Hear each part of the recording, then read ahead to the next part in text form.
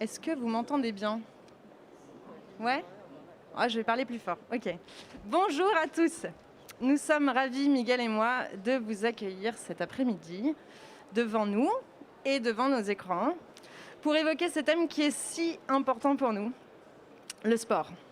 Avant de commencer, permettez-moi donc de nous présenter. Miguel est responsable des partenariats sportifs chez BPI France et je suis moi-même responsable de l'accélération. On s'interroge d'ailleurs qui on a en face de nous. Du coup, êtes-vous plutôt des passionnés comme moi ou plutôt des gens de l'industrie du sport comme lui? Levez la main, l'industrie du sport, s'il vous plaît. Ah, donc ils sont plutôt comme moi. Alors le thème que nous allons aborder aujourd'hui est la transformation digitale du sport. C'est un thème qui ne nous est pas inconnu puisqu'il fait l'objet d'une étude qui est portée par plusieurs collaborateurs chez BPI France depuis plusieurs mois dans le cadre de la thématique Demain. Demain, c'est un projet porté en interne qui cherche à étudier les mutations de l'économie dans le futur et accompagner les dirigeants d'entreprise dans les changements disruptifs qui sont à venir. Et du coup, on a été missionné avec d'autres collaborateurs pour cette étude sur la transformation digitale du sport. On a été une trentaine à travailler sur ce sujet, à réaliser des interviews avec des professionnels du secteur. Et on arrive à cette conclusion avec cette conférence qu'on organise avec 4 invités prestigieux. Et je vous remercie encore pour votre présence. Nous allons, dans l'heure qui suit, échanger avec vous 4. Et maintenant qu'on s'est tous présentés, je pense que c'est peut-être à vous de vous présenter. On commence par toi. Alors, bonjour à tous, je m'appelle Nizar Melki, je suis le cofondateur de SportEasy. SportEasy, c'est une start-up qui développe une application web mobile à destination des clubs de sport amateurs et qui permet de simplifier leur quotidien. Donc c'est une application pour les dirigeants, les entraîneurs, les joueurs et les parents dans les clubs qui leur fait gagner du temps et qui leur permet en fait de passer plus de temps à vivre leur passion et moins à résoudre des problèmes logistiques et autres. Donc voilà. Bonjour à tous, je m'appelle Omar El Zayat, je suis responsable d'intégration et innovation au sein du comité d'organisation de Paris 2024. Mon rôle, c'est de venir aider les différentes directions quand ils veulent développer un projet, d'avoir une démarche un peu d'innovation qui part de la collecte du besoin utilisateur final à la culturation, au prototypage, au test. Parce que voilà, on ne va pas tester des choses le jour de la cérémonie d'ouverture pour éviter des couacs. Donc voilà, mon rôle vient au service des différentes directions en interne au sein du comité. Bonjour, je m'appelle Nathalie Paquet, je suis la présidente de Sporty Papers. Nous pimentons la pratique sportive par le jeu. Vous êtes body tracké avec votre smartphone via la caméra et ensuite c'est retransmis sur l'écran de votre ordinateur via un avatar qui fait exactement vos mouvements, donc votre corps et la manette. Et c'est retransmis dans le jeu et on peut jouer à plusieurs. Il y a le côté réseau social aussi de jouer à plusieurs à ces jeux. Et c'est aussi un principe qu'on peut caster avec un e-sportif, un commentateur e-sportif qui va commenter les parties. Donc on fait aussi des activations digitales en ligne. Le principe derrière, en fait, c'est d'aller chercher un public qui peut penser que le sport, c'est pas pour lui, d'aller chercher avec les codes du jeu vidéo et aussi accompagner dans la récurrence l'activité physique avec un catalogue de jeux. Voilà pour moi. Bonjour à tous, je m'appelle Christophe Charmoy. J'ai mon téléphone qui sonne, désolé. Je m'appelle Christophe Charmoy, je suis Chief Digital Officer de la Ligue de football professionnel. Et dans mon périmètre, j'ai tout ce qui a trait au marketing digital et de façon plus large aussi au projet de transformation, savoir un petit peu comment l'organisation dans ces différents services doit s'adapter, embrasser le digital. Et il y a aussi un périmètre de mon travail qui est assez intéressant, qui est d'accompagner justement les clubs, et notamment les moins avancés sur la partie digitale et transformation, dans leur développement. Voilà. Parfait, merci pour cette présentation. Alors, avant de rentrer dans le vif du sujet et commencer à débattre avec nos intervenants, Marine et moi, on va s'essayer à une définition de ce qu'on considère comme le digital dans le sport et la transformation digitale dans le sport. Alors, pour nous, le sport, c'est pas que du sport. Non, non, non. C'est un mode de vie. Saviez-vous que 2 Français sur 3 pratiquent le sport? Ce sont des émotions. Saviez-vous que la NBC a récemment annoncé que les Jeux Olympiques et Paralympiques de Tokyo ont généré environ 6 milliards de minutes de streaming et 2,9 milliards d'impressions sur les comptes Facebook, Twitter et Instagram du réseau. Le sport, c'est aussi un marché en croissance, estimé en France en 2020 à 77 milliards d'euros, en croissance de 3%. Le sport voit son économie et son organisation totalement révolutionnée par le digital. Quelques exemples qui sont parlants, par exemple l'acteur Mon Petit Gazon, qui a lancé lors du dernier Euro l'application Mon Petit Prono qui a réuni 1 million de participants. Ou encore, vous en avez forcément entendu parler, la start-up Sorar qui a réussi une levée de fonds de plus de 500 millions d'euros en révolutionnant le concept du Panini à la version 2.0 à base de NFT. Ou aussi également, il y a quelques mois, 1 million de skippers virtuels qui ont participé au Vendée Globe via l'application virtuelle Regatta. Miguel l'a dit, le digital transforme structurellement l'ensemble de l'industrie, les pratiques, les équilibres économiques, les business models, l'ancrage sociétal, tout est chamboulé. Le digital ouvre de nouveaux lieux, permet de nouveaux moments de pratique, accroît les performances des sportifs.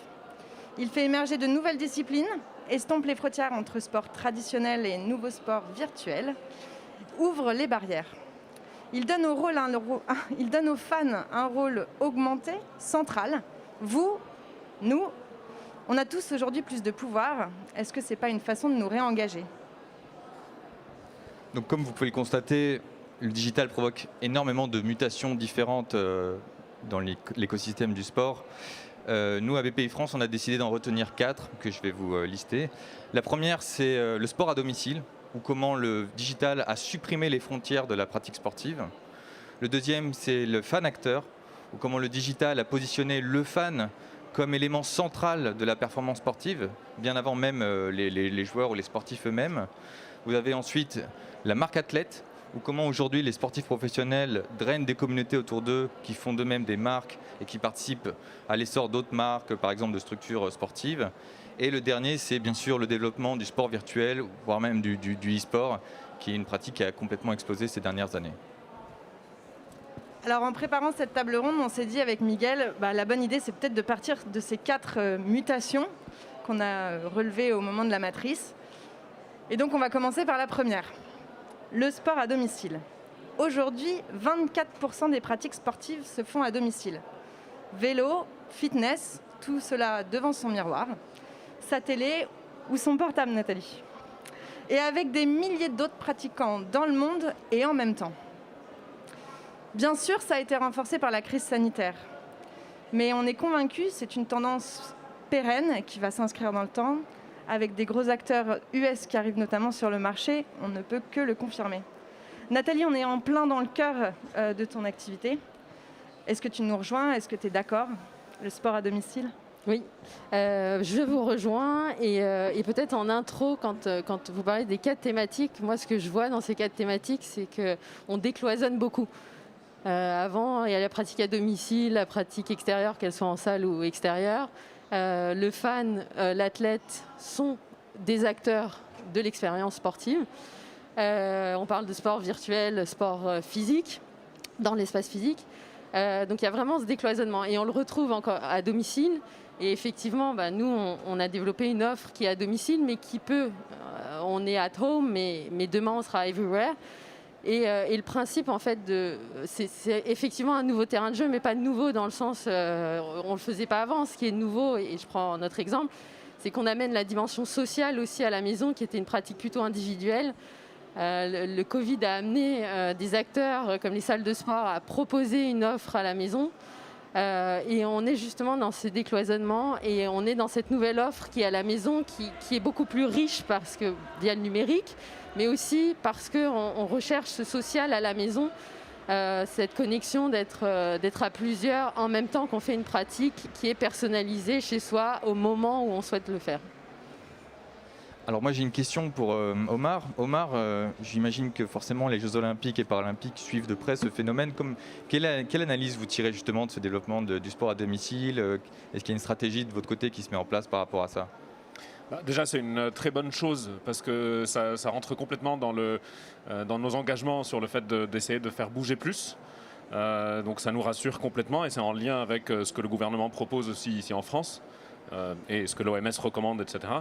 Mais nous, on prend ça aussi sur une dimension... on essaye de faire entrer ça un peu plus dans les mœurs. Aujourd'hui, on voit que... vous avez pu voir pour les Jeux de Tokyo, il y avait les Virtual Series qui ont eu lieu justement sur 5 disciplines. Certains, c'était du e-sport, et on en parlera après. D'autres, c'était du sport connecté. Et justement, nous, on essaye de faire en sorte d'engager les fans d'une façon où ils sont contributeurs ou contributrices à travers ces Virtual Series. Et aussi, on voit que pouvoir se préparer, essayer de se mesurer après. C'est pour ça que, par exemple, pour Paris 2024, vous aurez pour les Jeux Olympiques le marathon pour tous, où les fans vont pouvoir participer, donc un entraînement qui peut se faire à domicile ou autre. Et pour les Paralympiques, c'est le cyclisme sur route. Donc pour nous, c'est un phénomène où on se dit que c'est une façon très forte d'essayer d'engager les fans et de les pousser à essayer de continuer à aller plus haut, plus vite, plus fort et de continuer sur la lignée de ce que ça peut apporter pour le bien-être et pour la santé, le sport. Donc c'est quelque chose qu'on essaye d'inclure complètement dans notre stratégie en avançant d'une édition des Jeux à l'autre. Omar, la devise des Jeux, c'est plus haut, plus vite, plus fort, ensemble. Du coup, ça rejoint un peu ce que Nathalie disait tout à l'heure, c'est-à-dire on est tout seul devant son écran et pour autant on est avec une énorme communauté. Et puis justement cette partie, pas pour Paris, mais vous avez lu sûrement dans l'équipe que les Virtual Series, peut-être que pour 2028, il y aura une opportunité que ce soit médaillable. En tout cas, c'est ce que vu que notre programme sportif est déjà défini, celui de 28 ne l'est pas encore, et le CIO le Comité international olympique se pose des questions sur est-ce que c'est quelque chose qui est sur la table ou pas. On va voir aussi comment, est-ce que c'était une tendance qui a eu une croissance juste pendant la pandémie, ou est-ce que c'est quelque chose qui va aller encore plus loin et auquel cas il y aura peut-être une logique pour le Comité international olympique de l'inclure. Mais en tout cas pour nous, pour l'édition de 2024, c'est à travers les différentes actions que je vous ai citées. Pour nous, c'est quelque chose de crucial d'essayer de capitaliser sur ça pour lutter contre la sédentarité, quelle que soit la forme que cela pourrait prendre chez soi, dans les clubs, dans les centres d'entraînement, etc., etc. Nizar, la prochaine question est pour toi. Tu es plutôt dans l'accompagnement des structures traditionnelles. Pour toi, ce sport à domicile, on enlève toutes les frontières, c'est une opportunité, c'est une menace pour les structures traditionnelles ? Je pense vraiment pas que ce soit une menace parce que c'est clair que c'est une question, c'est une façon différente de pratiquer le sport. Donc structure traditionnelle au sens où nous, Sport Easy, on est une application pour des équipes, des clubs de sport amateurs. Soit des clubs classiques licenciés à des fédérations, soit des groupes de copains qui jouent au foot, enfin bref, mais c'est plutôt une activité en groupe, en équipe qui se fait en dehors de chez soi. Mais en fait, je pense que le sport à domicile, c'est juste plus de sport en fait. C'est soit plus de sport pour des gens qui en font déjà par ailleurs, soit ce que permet peut-être ta solution Nathalie, du sport pour des gens qui n'en faisaient pas du tout. Et en fait moi je pense que c'est complètement complémentaire et que c'est pas parce qu'on peut faire plus de choses chez soi et tant mieux que ça va enlever le côté vraiment social. Je sors de chez moi, je vais jouer avec des gens parce que en tout cas dans les clubs il y a une vraie dimension aussi non seulement de social au sens où on se retrouve tous, mais un club sportif dans une ville c'est un rôle quoi, et c'est un rôle hyper important. Et je pense que ça ne l'enlève pas du tout. Donc c'est plutôt vraiment, je trouve, plus de sport et c'est très très bien. Et ça permet même, nous on l'a vu pendant le confinement, donc les clubs, les licenciés ne pouvaient plus forcément se retrouver sur le terrain. Et via l'application Sport Easy, mais peut-être d'autres, ou WhatsApp ou je ne sais quoi, ils se sont envoyés plein de programmes d'entraînement, ils faisaient plein de choses à la maison et il y a eu plein d'émulations. Donc on revient au côté social dont vous parlez. Et en fait, je pense vraiment que c'est complémentaire. Pour autant, ils avaient extrêmement envie de se retrouver. Et vous avez cité tout à l'heure la passion. Le sport, c'est quand même la passion. Et moi, j'ai quand même envie d'être sur le terrain et de prendre mes coéquipiers dans les bras quand on marque un but. Donc, non, je pense que c'est vraiment complémentaire. Et à mon avis, l'innovation va permettre plus de sport. Et du coup, c'est très bien. Je voulais juste rajouter quelque chose. Il y a le côté social et il y a le côté... Nous, on l'a vu quand on a fait des études pour savoir ce qu'on allait proposer. En fait, à la maison, il y a ce côté bulle, on ne me regarde pas, etc. Et donc, justement, ça va nous accompagner, ça va nous renforcer pour après aller dans les salles de sport. Enfin, voilà, il y a des personnes qui, physiquement, se disent « Ah ben non, je ne vais pas rentrer dans une salle de sport ». Et on crée cette bulle aussi à l'intérieur de la maison qui fait qu'après, on va leur donner envie d'aller dans les salles, d'aller à l'extérieur, d'aller sur des événements, etc. Christophe, je te vois écouter attentivement les autres intervenants. Est-ce que ça te fait réagir les propos tenus par Nathalie, Omar ou Nizar ? Moi, je trouve ça hyper intéressant. Alors, d'un point de vue LFP, c'est vrai que nous, on est plus dans une logique sport professionnel, donc beaucoup moins proche de la pratique. Néanmoins, ce que je trouve intéressant, c'est le côté un petit peu démocratisation de la pratique aussi à domicile. Moi, j'ai des souvenirs émus de ces vidéos qui tournaient pendant les confinements où on voyait un type qui faisait du vélo sur son balcon comme s'il allait gagner le Tour de France. Ou les gens qui se filmaient en train de faire des tours de leur jardin. C'est là qu'on se rendait compte qu'on était un petit peu des lions en cage et que la pratique sportive quand même nous aide à, je pense, nous aider à passer ce moment un peu difficile. Et après, sur ce qui réfère au foot professionnel, moi j'y vois un point qui est un peu l'engagement continu aussi. Et c'est un peu l'engagement continu des fans, mais ça j'ai pas envie de spoiler sur les futures parties.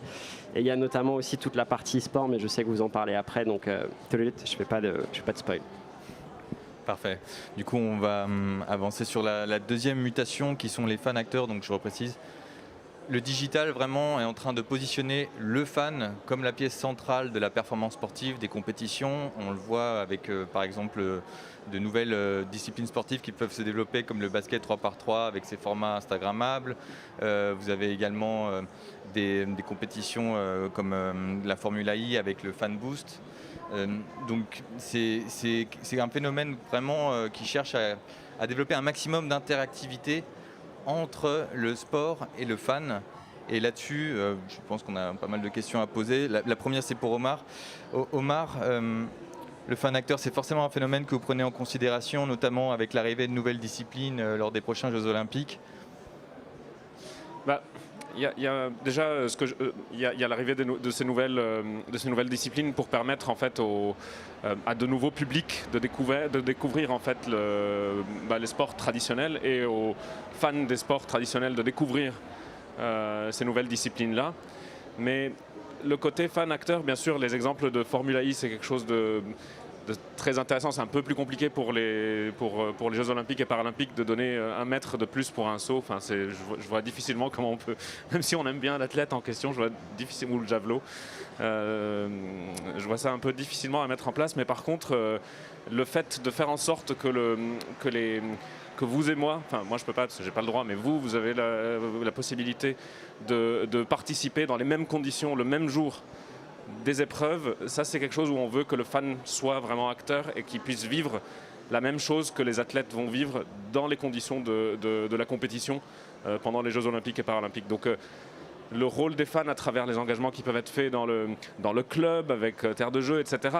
On veut faire en sorte que on ne décide pas tout seul quel format ou quelle forme va prendre les jeux par ce qui se fait d'une édition à l'autre, mais d'essayer de prendre en compte les changements de comportement, les changements d'usage, les changements de consommation du sport.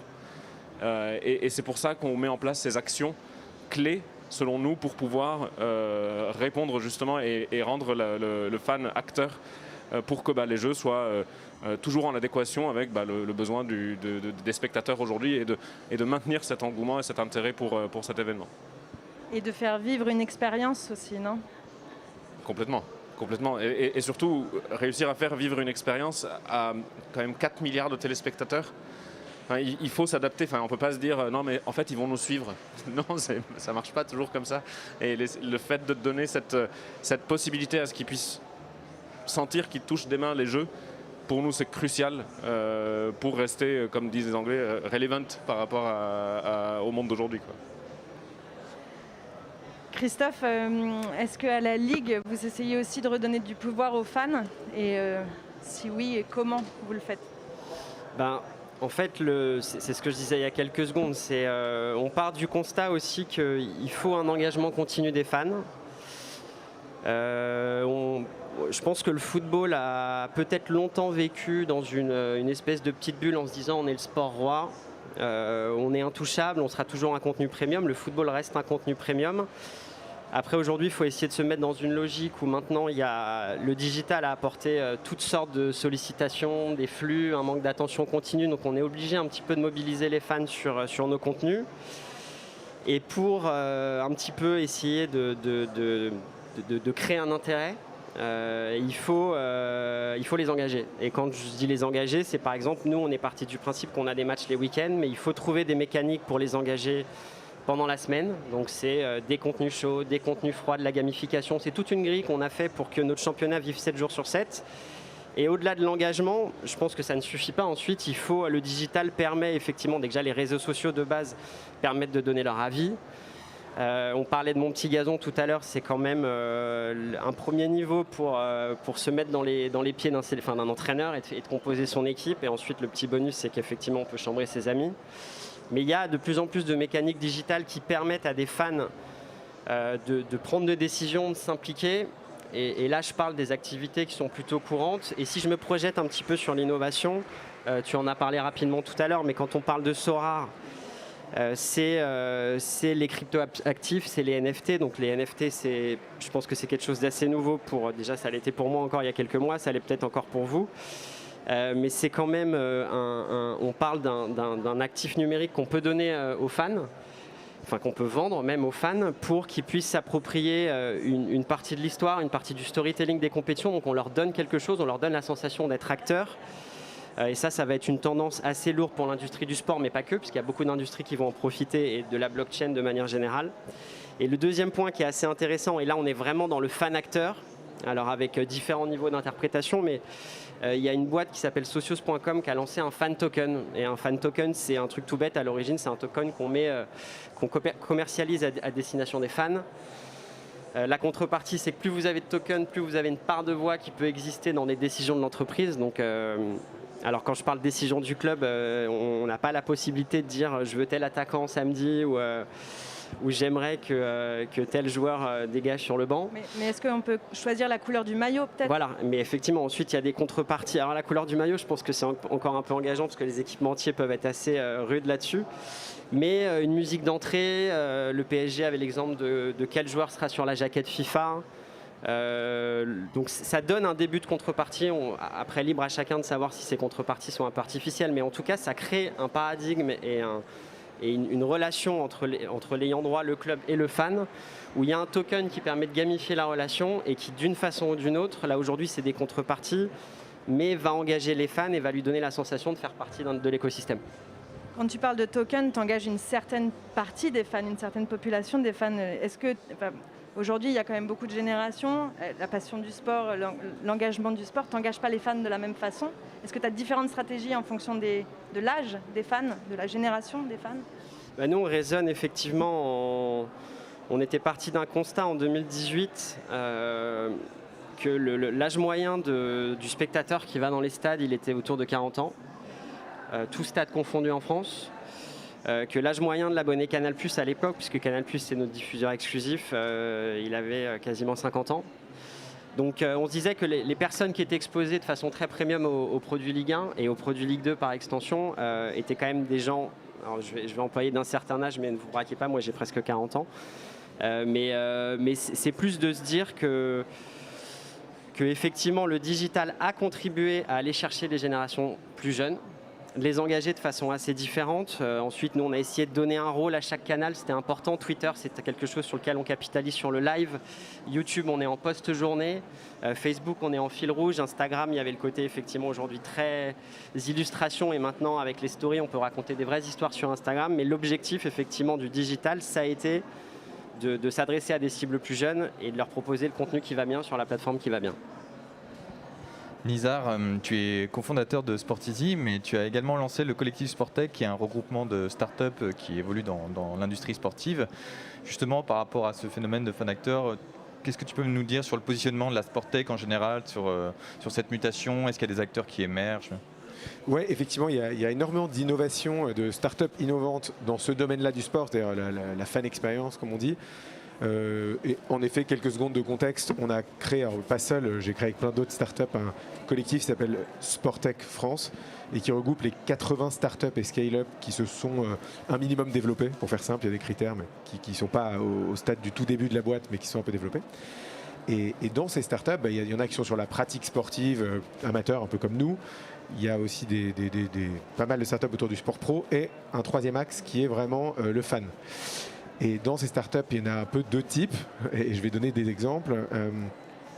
D'abord, il y a la partie plus fantasy, et en gros, tu as déjà donné les 3 exemples dès l'intro. Il y a Mon Petit Gazon, évidemment, qui permet de faire un mercato de joueurs, et puis ensuite, je gagne ou pas dans le jeu selon les vraies performances des joueurs. Donc, MPG. Sorare, qui est une version de fantasy avec en plus effectivement de la possession de cartes qui sont des NFT, donc des objets virtuels encodés dans la blockchain et qui, avec en plus un marché, on peut se les échanger, se les acheter et se les vendre. Ça, c'est un deuxième exemple. Et Virtual Regatta, c'est un truc incroyable. C'est-à-dire que pendant le Vendée Globe, il y a des centaines de milliers de personnes qui ont joué à Virtual Regatta, c'est-à-dire qu'on fait virtuellement le Vendée Globe. Donc ça, c'est la partie vraiment fantasy, quoi, jeu. Et après, une autre partie qui est comment je vais plus engager le fan et lui donner une expérience plus puissante, soit à distance, soit au sein de l'enceinte sportive. Et ça, il y a pas mal d'exemples. Il y a alors Bifan ou Fan Prime, c'est des plateformes digitales d'engagement du fan qui vont permettre au club de mieux engager leurs fans. Mais il y a aussi, par exemple, Vogo qui permet d'aller dans une enceinte sportive voir une compétition, je sais pas moi, de judo et directement comme second écran sur son smartphone de voir un ralenti des actions que j'ai ratées. Donc ça va quand même améliorer l'expérience du fan. Ou encore plus poussé, une boîte comme Immersive qui va permettre via la réalité augmentée de vivre une expérience live de façon encore plus forte. Et ça fait un écho à plein de choses qui se passent aux États-Unis. Typiquement la NBA par exemple, vous pouvez mettre le casque Magic Leap et avoir une expérience complètement incroyable, voir des replays, de la réalité augmentée qui permet de voir beaucoup plus de données et des trucs très cool. Je rentre pas dans le détail, mais donc c'est vraiment un des gros axes d'innovation et il y a plein de startups, y compris en France, c'est bien de le noter, sur le secteur. Et tu l'as dit d'ailleurs, Sorare, c'est la plus grosse levée de fonds de la Sportech, mais aussi de la French Tech. C'est parce qu'il y a l'aspect crypto, etc., enfin NFT, mais c'est très intéressant et il y a beaucoup de concepts innovants. Nathalie, peut-être que tout ça te fait réagir. Tu es peut-être dans la catégorie fantasy du coup, Oui. qui vient d'être décrite. Nous, complètement, en fait, chez Sporty Papers, on a vraiment réfléchi à comment est-ce que notre solution pouvait être un peu dans une fan zone, comment est-ce qu'on pouvait engager les fans à travers notre solution pour faire du sport, mais aussi en lien avec des compétitions, etc. Et moi, je travaille depuis 10 ans dans la gamification et c'est l'enjeu, en fait, dans la gamification, d'aller chercher les publics. Et tout à l'heure, tu parlais de différents types de cibles. Alors il y a les âges, il y a plein de, et il y a aussi les différents niveaux d'engagement du fan à la base et on ne va pas lui faire les mêmes propositions. Et c'est vraiment dans le jeu vidéo, c'est une pyramide et il y a un fonctionnement et c'est vraiment comment est-ce qu'à chaque niveau on va faire une proposition qui lui correspond avec déjà son niveau d'engagement et comment est-ce qu'il peut passer au palier d'après où il y en a qui ne passent pas et c'est pas grave, etc. Et comment est-ce qu'on crée l'expérience utilisateur de bout en bout pour correspondre un peu sur mesure au type d'engagement que la personne veut et jusqu'à aller changer peut-être la couleur du maillot d'une équipe.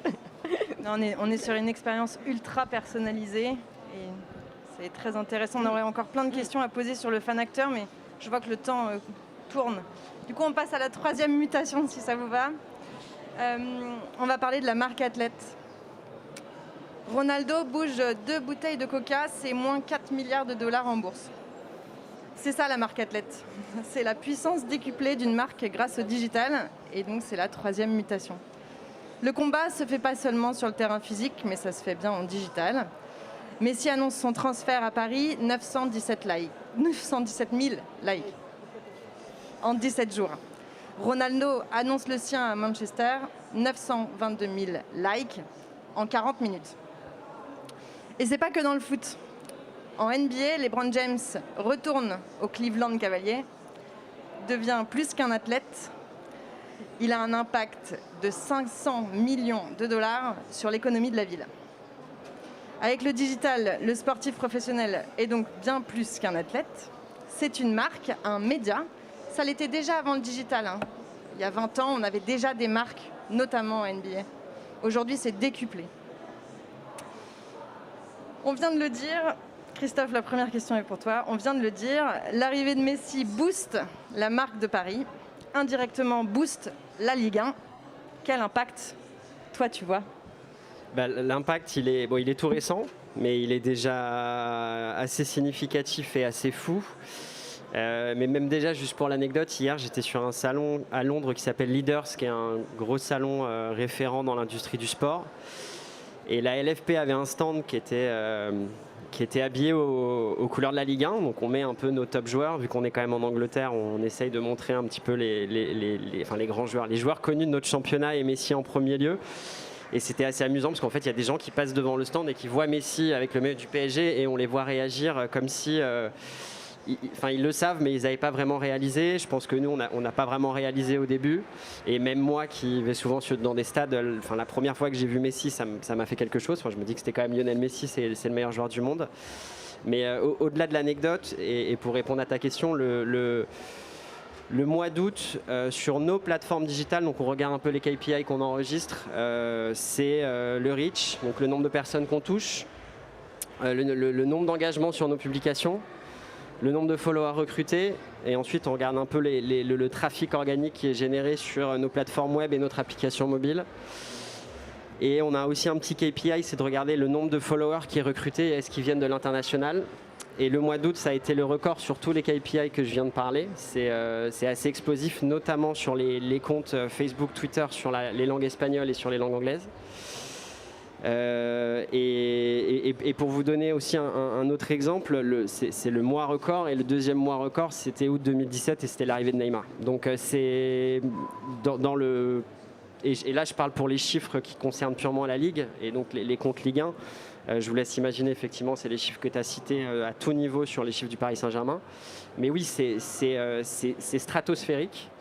J'espère que ça va durer. Là, on va sortir les chiffres de septembre pour voir s'il n'y a pas eu déjà un petit essoufflement, mais je ne pense pas.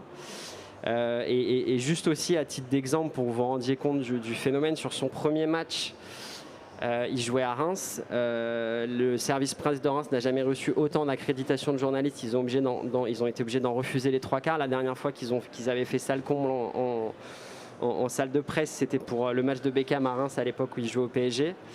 Et le premier match aussi, toujours sur le premier match de Lionel Messi, il a été diffusé en Espagne en clair et ça a fait le record d'audience sur la soirée. Donc c'est quand même hors du territoire français, et c'est là où va résider sa principale valeur ajoutée, c'est effectivement de donner un gros coup de projecteur sur la Ligue 1. Omar, les Jeux Olympiques et Paralympiques Paris 2024 approchent à grands pas. J'imagine que vous avez intégré dans votre stratégie de promotion ce phénomène de marque athlète, en tout cas, de marque athlète, mais et que vous cherchez à capitaliser dessus? Complètement, à différents niveaux d'ailleurs. Il y a déjà le fait d'avoir unifié l'équipe de France olympique et paralympique pour Tokyo, utiliser les athlètes comme ambassadeurs pour le club, pour essayer de justement revenir sur la première mutation, pour faire venir pour engager les fans à travers les fans. Et même nous au sein du comité, vu que quand même c'est un événement qui est fait par et pour eux, enfin en quelque sorte, nous spectateurs on regarde ce qu'ils font. Ils ont un rôle crucial aussi dans l'organisation des Jeux, vu qu'ils sont on a les membres, ils sont membres de la commission des athlètes aujourd'hui, qui viennent nous guider sur comment faire, etc. Et le poids qu'ils ont nous donne en quelque sorte des ailes. Mais aujourd'hui, d'un point de vue marque, en concernant les Jeux Olympiques et Paralympiques, c'est bien sûr pas la même dimension, dans le sens où pour nous la marque c'est notre emblème, c'est nos anneaux, nos agitos, etc. Moins sur le côté, donc on les utilise plus comme étant des ambassadeurs qui permettent justement de rendre les fans plus actifs, qui suivent plus les Jeux que par exemple dans le cadre du football ou de la NBA comme vous l'avez cité. Nizar, Nathalie, on parle de marque athlète. Est-ce qu'on peut peut-être décliner ce concept sur une marque pratiquant? On voit des nouvelles stars issues des réseaux sociaux dans le monde du sport. Du coup, est-ce que ça vous fait réagir? Vas-y, je t'en prie. En fait, oui. Alors, moi, je ne connais pas assez bien les marques athlètes, mais ce que je constate, c'est qu'il y a aussi des influenceurs qui font du sport et qui sont des marques. Dans le e-sport, il y a ceux qui font vraiment les compétitions d'e-sport, il y a les streamers qui sont connus. Donc, un peu ce que je disais au tout début, c'est le décloisonnement aussi de toutes ces pratiques, et même l'amateur. Enfin, voilà, comment est-ce que l'amateur peut lui aussi, par son engagement, engager une marque qui est via un athlète ou un influenceur ou un e-sportif. Ouais, c'est intéressant. Alors, bien sûr, ce ne sera pas Lionel Messi, mais c'est un peu comme on dit en digital, la long tail des marques athlètes. C'est-à-dire qu'en fait, il y a plein de sportifs de sport peut-être moins majeurs que le foot, mais qui ont des petites communautés très actives sur les réseaux sociaux. Donc c'est des sortes de petites marques athlètes, mais plein de petites plutôt qu'une grosse. Ça peut aussi être. Alors, il y a les réseaux sociaux évidemment, mais il y a certaines startups. Il y a Tonseur par exemple. Chaque jeune footballeur d'un club peut mettre ses performances de lui-même sur l'application. Et puis les gens peuvent le suivre, etc. Donc il y a non seulement le côté petite communauté qui peuvent suivre des athlètes amateurs, mais en plus il y a le côté dans le foot avec Tonseur ou même sur Strava, etc. On peut mettre plein de ses performances. Du coup, plein de gens peuvent les suivre. Avant, c'était pas possible de toute façon. Donc il y a plein d'espèces de... il y a des gens au bureau qui me disaient « Ah, moi je suis machin sur Strava, il me bat sur tous les nanana ». Et donc il y a des sortes de mini-stars sur des mini-communautés. C'est peut-être ça l'équivalent, quoi. C'est ça, là, en tout cas, le parallèle que je vois. Est-ce que pour toi, du coup, le digital, ça offre une opportunité pour les sports un tout petit peu moins matures, un tout petit peu moins visibles? Le foot, le rugby, le tennis sont très visibles. Est-ce que le digital, c'est une opportunité pour des plus petits sports? Ah oui, je pense complètement. Et d'ailleurs, il y a plein de projets autour de la diffusion de ces sports, y compris dans le collectif Sportall, par exemple, ou d'autres, où on va pouvoir fédérer des petites communautés de plein de petits sports. En fait, en cumulé, ça fait quand même une grosse audience. Mais sauf que avant le digital, c'était pas vraiment possible, quoi. On n'avait pas passé le match sur TF1. Donc, enfin TF1, ou je sais pas pourquoi je dis TF1, mais n'importe quoi. Pas de pub, quoi. Je m'en fiche, c'est pas d'action. Mais donc, ça le permet absolument. On va basculer du coup à la quatrième et dernière mutation, donc l'essor du e-sport ou du sport virtuel. Donc vous l'avez tous constaté, avec cette mutation, on est tous quelque part en train de devenir des sports geeks. La frontière entre le sport réel et le sport virtuel s'estompe de plus en plus, et en fait le e-sport est en train de devenir une industrie à part entière et un levier de marketing pour des structures plus traditionnelles. On l'a vu par exemple avec le Paris Saint-Germain qui lance sa propre équipe de e-sport sur le continent asiatique pour aller toucher des nouvelles cibles, des nouvelles audiences, etc. C'est vraiment tout un écosystème qui se met en place pour offrir une nouvelle expérience de pratique sportive. Ma première question, c'est pour Nathalie. Tu nous rejoins un peu sur cette définition du e-sport ? Oui, tout à fait. L'e-sport, c'est ce côté compétition qu'on joue 1 contre 1, équipe contre équipe ou le dernier survivant. Et nous, par rapport au e-sport, en fait, on va utiliser les codes du e-sport. Je l'ai dit en intro quand j'ai présenté Sporty Papers. Il y a ce côté, on va faire sur Twitch des diffusions de notre jeu qui vont être commentées par un host e-sportif. Et il y a ce côté justement d'aller chercher ces codes-là parce que c'est très engageant, ça marche, on voit ce qui marche, etc. Et nous, on va se positionner sur la fan zone de l'e-sport en disant, voilà, il y a l'e-sport et pourquoi pas à côté faire notre jeu. Et aussi, par exemple, on a travaillé avec MCES où on a utilisé notre solution pour les e-sportifs, parce qu'ils font du sport aussi, et comment ils peuvent utiliser notre solution pour s'entraîner, etc. Donc il y a des, c'est toujours pareil, le décloisonnement, il y a toujours des liens qui sont intéressants à mettre en place. Omar, on en a parlé, tu as évoqué un peu le sujet tout à l'heure. À Los Angeles, en 2028, il est possible que nous ayons quelques discipline de e-sport ou de sport virtuel. Et j'ai pas l'info en fait. Je l'ai lu dans l'équipe comme tout le monde. Mec. Enfin, je veux dire, pour pas faire genre, non, je l'ai pas. Est-ce que ça te fait réagir? Bah oui, complètement. Enfin, aujourd'hui, c'était très prometteur ce qui est sorti déjà sur l'édition de Tokyo en matière de participants. Il y a bien sûr une marge de progression en matière d'audience pour les virtual series pour les Jeux Olympiques et Paralympiques. Mais pour nous, il y a déjà en 2018 à Pyeongchang, en marge des Jeux d'hiver, il y avait un tournoi de e-sport qui était organisé là-bas. Nous, on voit aussi une façon de faire découvrir peut-être des disciplines moins connues ou de faire comprendre aussi pour les Jeux Paralympiques les classifications. Et on se dit que en fait, réussir à travers le sport virtuel, le e-sport, de se mettre dans la peau de ces athlètes qui sont surhumains, en fait, les para-athlètes, c'est pour nous un boulevard et un axe énorme qu'il faut exploiter. Et c'est pas qu'il faut, on le dit dans le futur comme ça, il y a des choses qui ont été mises en place qui sont prometteuses et qu'on voudrait pousser le truc dessus. Quand on voit par exemple que pour l'épreuve de voile, par exemple, à Tokyo, en Virtual Series, il y avait, à la ligne de départ, il y avait 25 000 personnes qui participaient. Donc, c'est quand même très prometteur pour les Jeux Olympiques et Paralympiques, que ce soit pour 2024 ou même après. Christophe, on l'a vu récemment, vous avez lancé la e-Ligue 1. Est-ce que tu peux nous en dire plus sur ce projet, les ambitions que vous lui portez, l'avenir que vous voyez, pourquoi vous avez lancé cette initiative? Alors la e-Ligue 1, elle a été lancée il y a 4 ans. Pour le coup, il y a des choses dans notre processus de transformation, je pense qu'il y a des choses qu'on n'a pas réussi, loupé ou quoi. Mais pour le coup, l'e-sport, ça a été vraiment une belle surprise parce qu'effectivement, on a commencé à travailler dessus en 2016. On a très vite lancé la compétition e-Ligue 1 qui depuis a été développée. Le constat à l'époque, c'était qu'effectivement, on connaissait l'importance de FIFA en tant que, des jeux de foot, au-delà des autres jeux, mais des jeux de foot dans l'importance du patrimoine foot.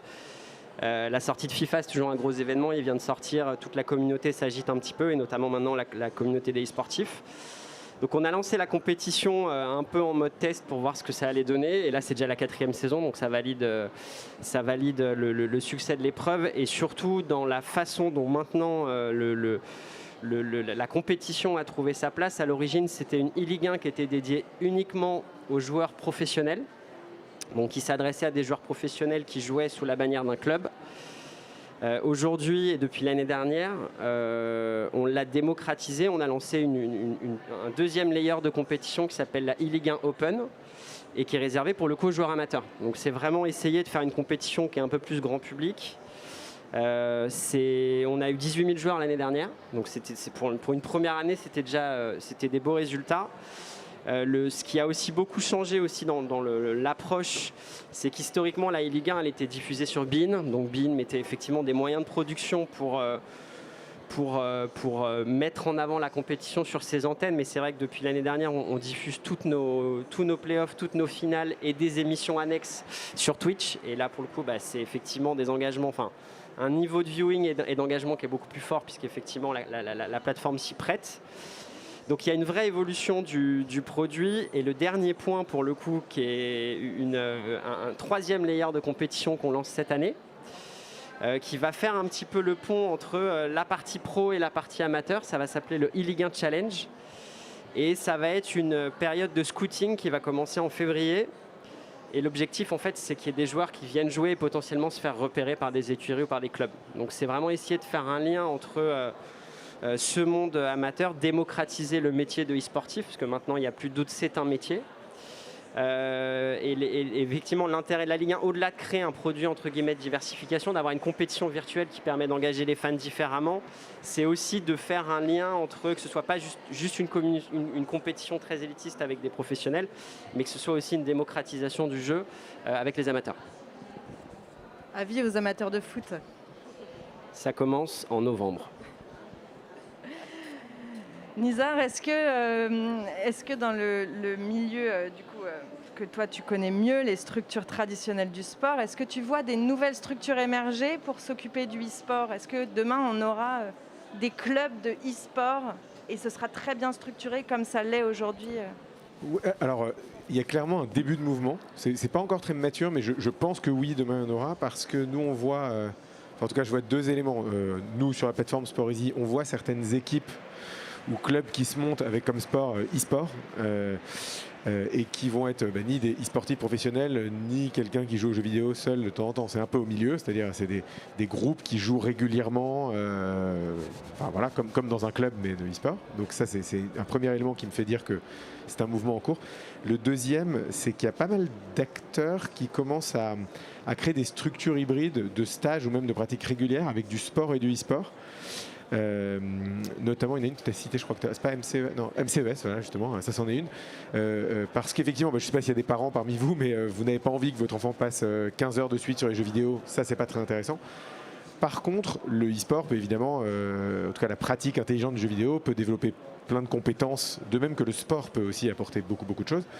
Et donc ces structures vont dire, voilà, nous les enfants, on va leur faire 3 heures de foot dehors, ils vont développer plein de choses physiquement, et après on va les faire jouer intelligemment à des jeux vidéo en un temps limité et en essayant de les faire progresser sur leur concentration et sur leurs réflexes et sur pas mal de qualités que l'on peut développer grâce grâce à la pratique de jeux vidéo.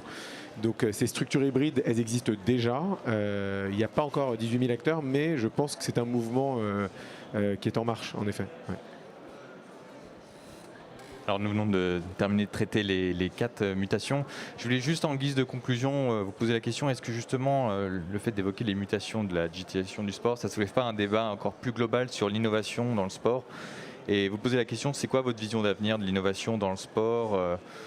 Qu'est-ce que vous voyez comme opportunité ou comme obstacle à soulever pour que derrière ce soit tout l'écosystème qui prenne de l'ampleur? Peut-être Christophe en premier. On était tous en train de se regarder en se disant qui va prendre cette première question un peu piégeuse non préparée. Je pense que sur les... Alors après, je vais parler peut-être pour je ne sais pas si c'est le sport professionnel de manière générale, mais les grandes mutations dont on a parlé, je pense que les gros enjeux sont là. En tout cas, nous, en termes d'innovation, je n'irai pas beaucoup plus loin que les sujets dont on a parlé. Il y a peut-être effectivement un autre point qui reste à traiter, notamment pour les sports majeurs. On en a parlé rapidement, c'est la partie broadcast. C'est de savoir à un moment donné comment on engage des fans. Est-ce qu'on engage maintenant des fans sur un produit broadcast linéaire? Aujourd'hui, nous, on a une partie de nos droits qui sont vendus en quasi-direct avec Free. C'est un vrai sujet, je pense qu'il ne faut pas... souvent on se dit les audiences baissent, le produit a moins d'intérêt. Nous, à aucun moment on a vu une baisse d'intérêt pour le produit Ligue 1 ou pour le football de manière générale. Il est juste consommé de manière un peu différente. Donc je pense qu'un des gros enjeux effectivement qu'on n'a pas cité sur la partie sport professionnel, c'est comment ça va être consommé. Et après, je pense que j'ai pas d'enjeu à proprement parler, mais j'ai un point c'est pas un point d'alerte, c'est un point de vigilance propre un petit peu à toutes les organisations. Donc peut-être que quand on est entrepreneuse ou qu'on est dans une petite structure, c'est peut-être plus facile à appréhender. Je regarde plus Omar parce qu'il a peut-être on peut partager ce point de vue, mais c'est aussi quand il s'agit d'embrasser l'innovation et de se transformer, c'est comment on embarque l'organisation de manière générale. Tout le monde n'est pas aussi friendly, ou tout le monde n'est pas aussi compétent sur la partie digitale. Donc il faut montrer que les projets de transformation ont un intérêt. Il faut montrer que changer, ça ne fait pas forcément peur. Il faut montrer qu'on a la capacité à y aller et possiblement à rembobiner si on s'est trompé. Donc c'est des mécanismes, je pense, qui existent dans les startups, qui existent dans des petites structures. Moi, j'ai travaillé en agence et en startup avant. Effectivement, c'est une mécanique qui avance. Mais sur les grosses organisations, et notamment les organisations sportives, je pense qu'au-delà de tous les chantiers qu'on a identifiés, je pense que l'importance c'est toujours la même chose, de mobiliser les décideurs sur les sujets de transformation, leur expliquer pourquoi il faut y aller, avant que ce soit trop tard, possiblement, c'est un gros enjeu.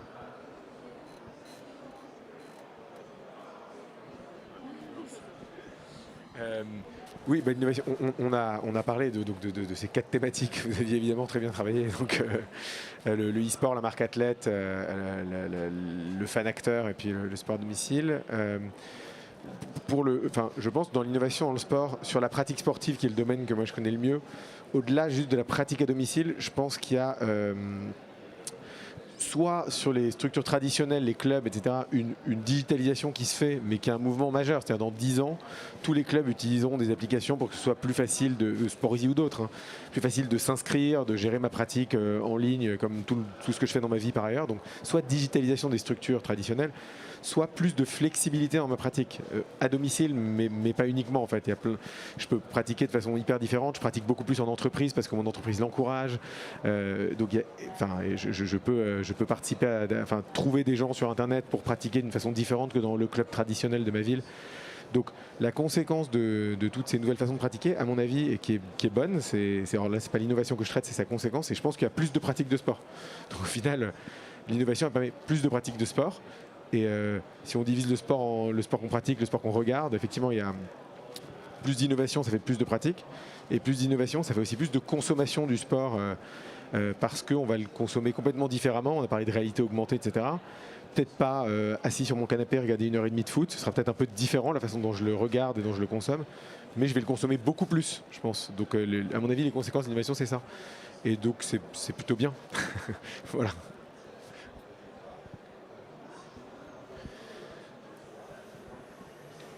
Non, mais enfin, bon, je regarde la boule de cristal, mais du coup, en fait, l'idée, c'était plus de dire que,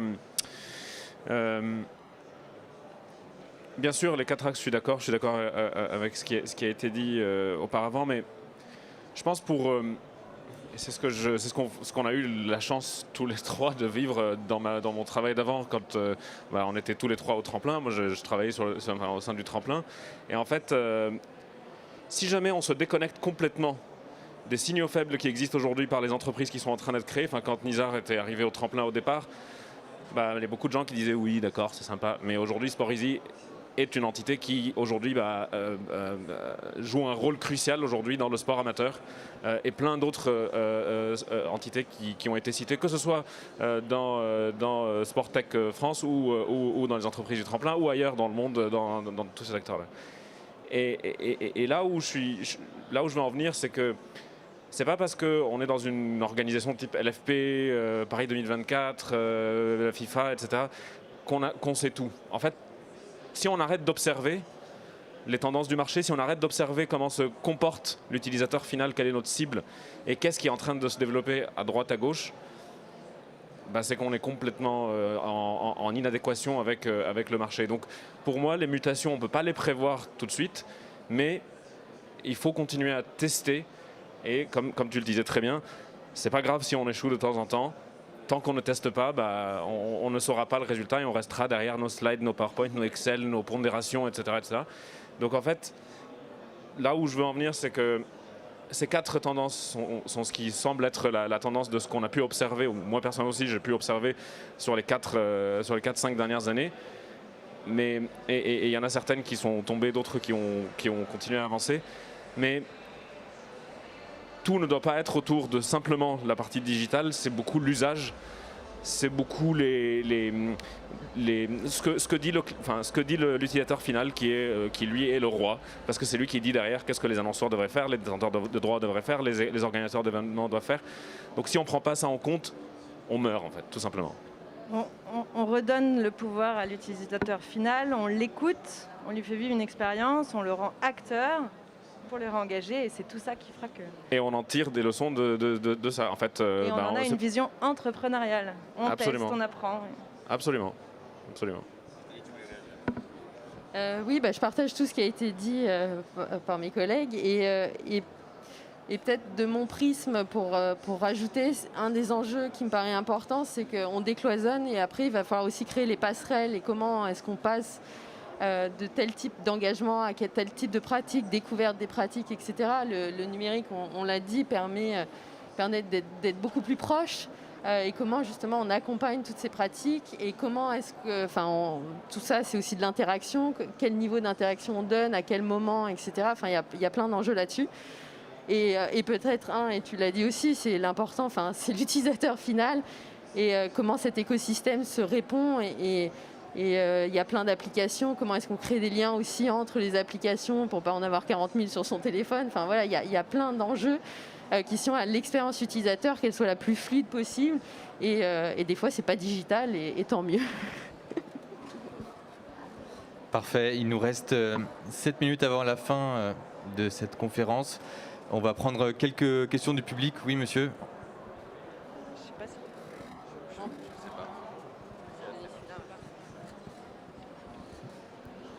Merci beaucoup. Est-ce que vous pouvez vous présenter juste dire oui, du coup, bonjour, enchanté. Je m'appelle Jess. J'essaye de lancer une boîte qui s'appelle Pondéo, justement dans le sport. On veut travailler avec les créateurs indépendants dans le sport qui parlent aujourd'hui de compétitions sportives sur YouTube, sur Instagram, sur TikTok. Donc ma question, elle est peut-être plus pour Omar et Christophe. La NBA a réussi à faire baisser de 10 ans l'âge moyen de ses fans sur les 10 dernières années, notamment grâce à une stratégie de snacking qui consistait justement à pas strike les contenus qui étaient volés par des créateurs indépendants, et ils les signalaient pas sur les plateformes, ils leur permettaient de l'utiliser. Ils ont même développé des programmes de créateurs. Pourquoi, à votre avis, les ligues et fédérations en France persistent à punir les créateurs, à ne pas les laisser utiliser les images, alors qu'en fait ils contribuent à promouvoir les compétitions auprès de millions de fans même, et ils sont souvent la première porte de consommation pour ces jeunes fans? J'ai l'impression qu'elle est pas mal pour la LFP, cette question. Enfin, je te laisserai donner ton point de vue après. Et en même temps, c'est une bonne question. Moi, je vois, il y a 2 dimensions dans la question. Est-ce que nous, on veut travailler avec des créateurs, sur la partie snacking, sans pour autant leur laisser opérer le contenu qui n'est pas libre de droit. Et par contenu qui n'est pas libre de droit, évidemment, on parle des images de match. Et aujourd'hui, les images de match, c'est un contenu premium qu'on vend très très cher à des gens qui l'exploitent de façon exclusive. Et en fait, tout ce que les gens ne savent pas forcément, c'est qu'effectivement l'exploitation de ces images, elles sont totalement réglementées. Il y a un règlement qui s'appelle le RIA, c'est un règlement intérieur audiovisuel qui dit que les diffuseurs ont le droit de faire ça, la Ligue a le droit de faire ça, les clubs ont le droit de faire ça, et les autres ont le droit de rien faire. Enfin, si je schématise, c'est ça, puisqu'effectivement on protège les contenus.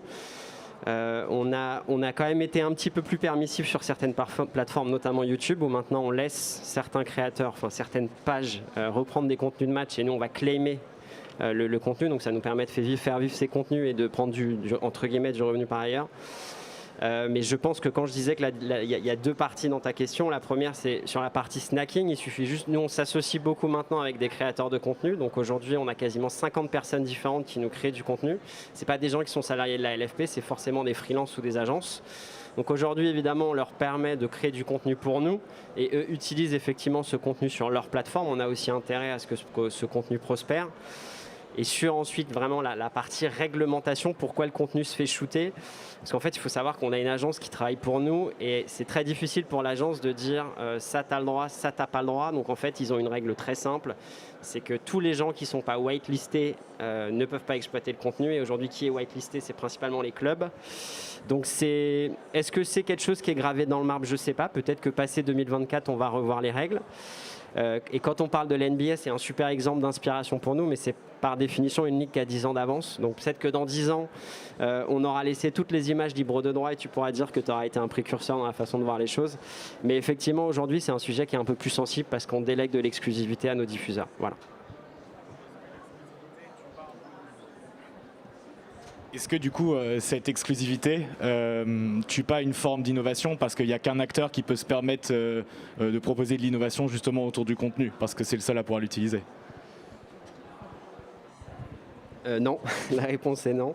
Enfin, la réponse est oui et non. De ton point de vue, elle est oui. De mon point de vue, elle est non, parce que c'est facile, c'est moi qui suis sur l'estrade. Non, plus sérieusement, en fait, je pense que c'est des règles qu'il faut définir. Et encore une fois, il y a 4 ans, c'était rien, c'était zéro. Et même nous, la Ligue, on ne postait pas de contenu sur les réseaux sociaux. Parce que le RIA disait pas d'image de match ailleurs que sur les sites internet des clubs. Les réseaux sociaux, ça a été régi en 2012, les réseaux sociaux ont explosé entre-temps. Donc il y a des règles qui sont en train d'évoluer. Et pour répondre plus précisément à ta question, non, je ne pense pas, parce que pour le coup, nous, tous les créateurs de contenu qu'on connaît, on laisse la possibilité aux gens de nous approcher pour créer du contenu. Et en l'occurrence, ce qui est shooté aujourd'hui, c'est le contenu autour des images de match. Donc oui, les images de match, c'est le contenu le plus premium. C'est le contenu effectivement que nous, on valorise pour ramener des gens chez nous, et les clubs, c'est pareil. Et je ne parle pas effectivement des diffuseurs qui jouissent d'une exclusivité pendant le week-end sur ce contenu. Tout le monde nous dit pourquoi les résumés ne sont pas sur YouTube. Ben justement parce que les diffuseurs bénéficient de ce qu'on appelle une fenêtre d'exclusivité pendant le week-end. Et en fait, je pense que ça n'empêche pas la créativité par ailleurs. Nous, on a beaucoup de gens qui nous approchent avec des contenus ultra créatifs qui ne sont pas des images de match, qui sont des activations, qui sont des contenus statiques, qui sont des motions. On a du contenu qui est exploitable, qui est nous tout ce qu'on appelle le contenu média day. Donc on shoot tous les joueurs en début de saison, ils prennent des pauses, c'est animé, ils ont des espèces de mimiques qu'on peut utiliser en digital. Et tout ça, c'est du contenu libre de droit. Donc, si la question, la façon dont était orientée la question, c'est est-ce qu'il ne faut pas laisser prospérer les images pour que la compétition soit plus visible? Oui, peut-être, mais sincèrement, aujourd'hui, ce n'est pas dans les règles. Et si ça doit changer, ce sera à l'issue du cycle actuel. Il nous reste 1 minute 30. Est-ce qu'il y a une autre question?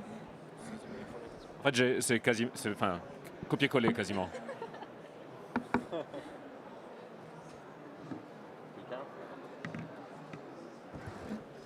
Qui marche pas. Non, c'était juste, une boutade. Mais vous parlez du fan comme s'il était uniforme. Moi, je n'ai pas vu un seul réseau social où l'avis était unanime. Donc comment vous recueillez les différents avis? Parce qu'il y a forcément des avis contraires sur la vision qu'ont les fans de leur club, de leur activité sportive. C'est pas univoque. Comment vous l'abordez, ça? Parce qu'il va y avoir des crispations aussi sur les gens. À partir du moment où les gens ont un peu de pouvoir, il va y avoir aussi des enjeux en termes de... Il peut y avoir des déceptions. Tu veux y aller, Omar? Moi, je peux y aller, mais je sens que tu as envie d'y aller. En plus, j'ai un avis sur Bah, du coup, la façon comment on voit les choses sur ce côté-là, c'est bien sûr, c'est pas uniforme, c'est pas un fan qu'on multiplie par un certain nombre, mais en fait, on dégage, je ne sais pas si tu es d'accord avec ça, mais on dégage déjà des tendances qui nous permettent déjà d'orienter quelque chose qui puisse répondre aux attentes de... On ne pourra jamais avoir une unanimité, mais de répondre aux attentes de nos utilisateurs finaux. Et bien sûr, il y aura des gens qui seront jamais contents, quelle que soit la posture qu'on va prendre. Mais l'objectif, c'est observer, tester, jusqu'à arriver au bon format. Pour moi, c'est pas du tout quelque chose de... on peut pas avoir un truc qui plaît à tout le monde. Je sais pas si tu veux continuer ça. Il y a plein de façons, je pense, de consommer du contenu en tant que fan. Et il y a plein d'innovations qui, du coup, vont plaire à des gens ou à d'autres. Personnellement, par exemple, il y a plein d'innovations autour de la réalité augmentée, les machins. Moi, ça me parle pas du tout. Bon, je sais pas, pourtant je suis jeune, plutôt digital, machin. Enfin, jeune, non, en fait. Je crois que je suis jeune, mais en fait, j'ai bientôt 40 ans, donc je vais arrêter de dire ça. Mais non, mais blague à part, je pense que ce qu'on veut dire, c'est qu'il y a des façons différentes de consommer le sport. Et du coup, il y a des innovations qui se font autour de ça. Certes, qui parfois vont concerner les plus jeunes, mais pas seulement, je pense. Surtout, c'était juste un simple complément. Je ne sais pas si ça répond à votre question. Mais... Et puis il y a une... Oui, non, mais et puis il y a une adaptation de contenu. C'est pas un contenu uniforme qui sort pour répondre à tout le monde. Tu parlais de réalité augmentée. Pour certains, c'est la réalité augmentée, d'autres c'est la réalité virtuelle, d'autres c'est ça. C'est pour compléter ce que. Ou d'autres, c'est un jeu beaucoup plus simple où il n'y a pas du tout ça, et pas de casque, et pas de machin, bref. Voilà. On va rester là-dessus. 0-0. Un grand merci à tous de nous avoir écoutés pendant 1 heure sur ce sujet. On aura l'occasion de pouvoir, vous aurez l'occasion de pouvoir le revoir en replay si besoin. Merci beaucoup et à bientôt. Merci à nous. Merci.